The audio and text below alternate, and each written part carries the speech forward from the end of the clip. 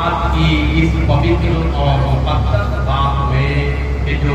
عید عظیم کی رات ہے اور اس وصال عظیم شخصیت کی اس شب بابرکت میں آپ لوگوں کے درمیان میں حاضر ہوا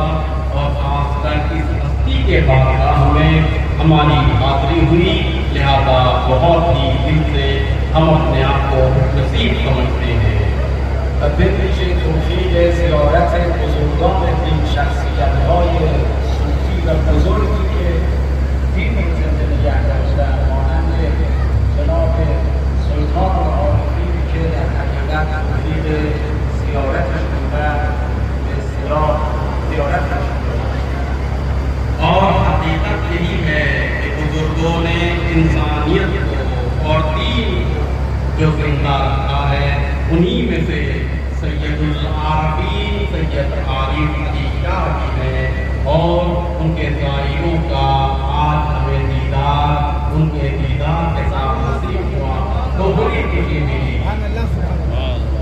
به نظر میرسه امروز مشکل اساسی بشر و این همه مشکلاتی که امروز دامنگیر ما شده است این هست که ما به سفارش پیامبر عمل نکردیم۔ سب سے بڑی انسانیت کی اور مانوتا کی پریشانی اور مشکل یہ ہے کہ آج ہم نے رسول اکرم صلی اللہ علیہ وآلہ وسلم کی سفارش پر جو کی گئی ہے عمل نہیں کیا۔ پیامبر اکرمی که در حقیقت آماده رفتن از این دنیا بودن فرمودن ای انسان‌ها اگر می‌خواهید منحرف نشوید و گرفتار تباهی نشوید دو مسئله رو مهم توجه کنید، یکی کتاب خدا و یکی اهل بیت من، یعنی اهل بیت پیامبر، که اگر این دوتا رو با هم داشته باشید هیچگاه منحرف نخواهید شد۔ پیغمبر اکرم اپنے وصال سے نزدیک کے وقت وہ اہم عظیم بات بتائی کہ جو مانوتا اور انسانیت گمراہ نہ ہو، اور اس کے لیے آپ نے فرمایا اے انسان دیکھو اگر تم چاہتے ہو کہ گمراہ نہ ہو، تجربی نہ کرو تو کتاب خدا اور اہل بیت کو اور ان کے دامن کو تھامے رکھو۔ قرآن مجید کی اپنی عظمت کے ساتھ ساتھ ضرورت ہے کہ اس کی تفسیر کی جائے، ورنہ باقی بشر کے سمجھ سے اوپر ہے، لہذا تفسیر قرآن کے لیے جو قرآن نما ہو اور وہ اہل بیت رسول ہو اس کی بڑی ضرورت ہے، اور اسی راستے سے ہم کو تفسیر قرآن بھی دینا چاہیے۔ لیکن کبھی ایسا بھی ہوتا ہے کہ انسان نے قرآن کے ظاہر کو لیا ہے اور قرآن کے باطن جو تفسیر اور اہل بیت کے ذریعے سے پہنچا ہے، جو علماء نے بھی پہنچایا ہے، اس کو انسان نے چھوڑ دیا اور بھلا بیٹھا۔ لیکن آپ یہاں پر کیوں جمع ہوئے ہیں اس عالم میں، گرمی میں، برسات میں، بارش میں، سردی میں، یہاں پر کیوں آتے ہیں؟ اس لیے کہ آپ کو یہ بات سمجھ میں آئی کہ یہ ہمیں ہمارا ہاتھ پکڑ کر اہل بیت تک پہنچاتے ہیں جو دریائے خزانہ قلوب نبی ہیں۔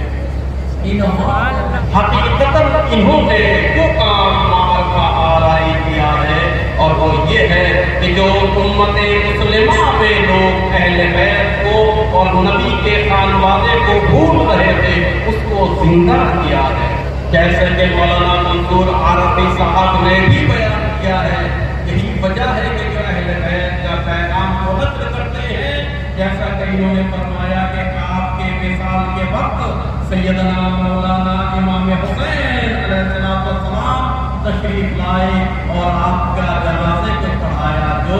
ان کا ہوتا ہے وہ بھی ان کے ہی ہوتے ہیں۔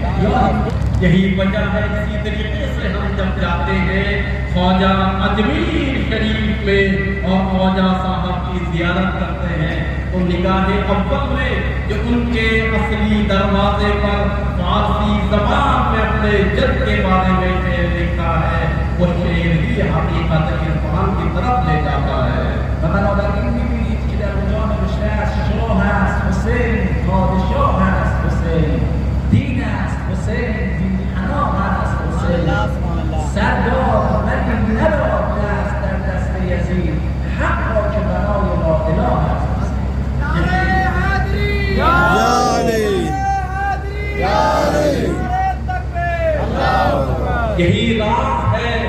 جو آپ پائیں گے اگر اس تک چھو لیا آپ نے تو آپ کو سب کچھ مل گیا. اور انہوں نے لکھ دیا اپنے دروازے پر شاہ حسین بادشاہ حسین دستار ندا دست در دست یزید حق آتے بنائے جائے رہا حسین.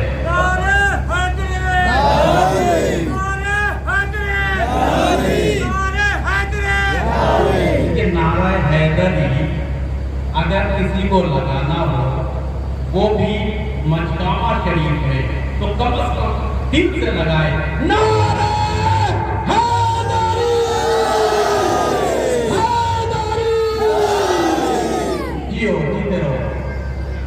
فردا در حقیقت روز یک قدیر است، روزی که پیامبر فرمود من کنت مولا و هذا علی مولا. کل حقیقت میں وہی دن ہے کہ جس کو عید قدیر کہتے ہیں اور رسول اکرم نے کل کے لیے فرمایا تھا من کنت مولا ہو فہذا علی المولا.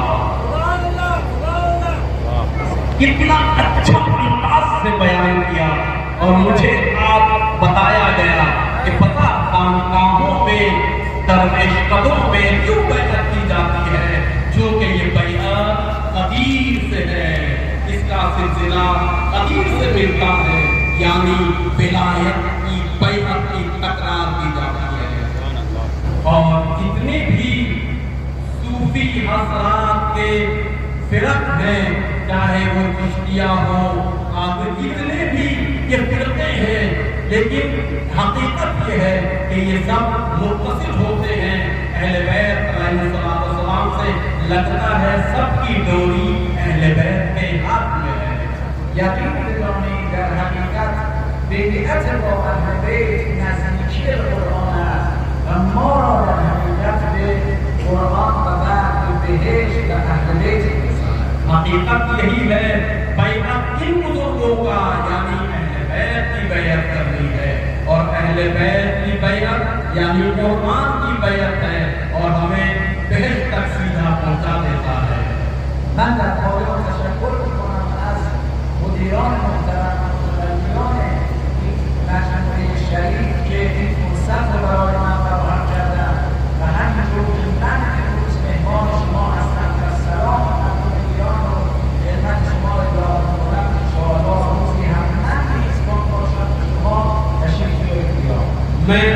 بہت ہی تہہ دل سے شکر گزار ہوں تمام ہی ان حضرات کا کہ جو مجھے یہاں تک لے کر آئے اور اتنی نصیب ہماری عطا ہوئی کہ اس بارگاہ میں ہم آئے. سبھی کا تہہ دل سے شکر گزار ہوں. اسی کے ساتھ ساتھ جیسے میں یہاں بہت پیار سے مہمان بنایا گیا میرا دل بھی چاہتا ہے کہ آپ حضرات بھی میرے وطن تشریف لائیں اور میں بھی آپ لوگوں کی میزبانی کروں یعنی میں آپ لوگوں کو ایران میرے وطن آنے کی دعوت دیتا ہوں. من در پایان شیطان دعا بکنم در این لحظات نورانی و انشاءالله همه ما بتوانیم در مسیر صحیح حرکت کنیم. میں اس نورانی رات میں نورانی وقت میں نورانی ماحول میں چند دعائیات اللہ اپنی مادری زبان میں کرنا چاہتا ہوں اور امید ہے خدا بند عالم سبھی کی موجودگی میں اس دعا کو قبول فرمائے. خدایا به حق این شب عزیز کسانی که در اینجا جمع شدن گرفتاری‌ها و مشکلاتی دارند به خاطر امیرالمؤمنین و به خاطر اهل بیت علیهم السلام مشکلات این جمع رو امشب برآورده بفرمایید. پروردگارا ہماری دعا ہے کہ آج کی شب جتنے بھی زائرین یہاں پر تشریف لائے ہیں جو بھی مصیبت میں ہے پریشانی میں ہے اس نورانی رات کا واسطہ نورانی ہستی